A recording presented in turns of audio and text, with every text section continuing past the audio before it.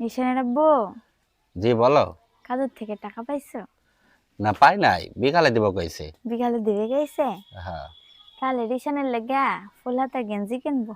ফুলাতা গেঞ্জি কিনবা? হ্যাঁ, কেন, ওর কি গেঞ্জি নাই? গেঞ্জি আছে কিন্তু হাত কাটা গেঞ্জি আছে বুঝছো। এখন ঠান্ডা পড়ছে না, তাই ফুল হাতা গেঞ্জি লাগবো।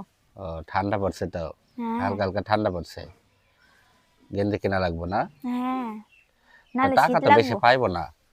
কয় টাকা? টাকা তো পাবো 1000 টাকা। 1000 টাকা পাইবা? হ্যাঁ। হয়তে 500 টাকা চাল কিনবা আর 500 টাকার দুইটা জামা কিনবা। দুইটা জামা কিনবো, হ্যাঁ, বাকি খরচ কেমনে করবো? আবার কালকে কাজে যাইবা, দিয়ে পাইবা না। তো ঠিক আছে, কিনা তো দিতে হইবই। হ্যাঁ, নাহলে ঠান্ডা লেগে যাবো। হ্যাঁ, তো ঠিক আছে, বিকালে যাওয়া হইব না বুঝছো। কেন? হ্যাঁ, বিকালে একটা জায়গায় যাইতে হইব, কাজ আছে। তাহলে রাত্রে যাইবা? হ্যাঁ, রাত্রে যাইবো।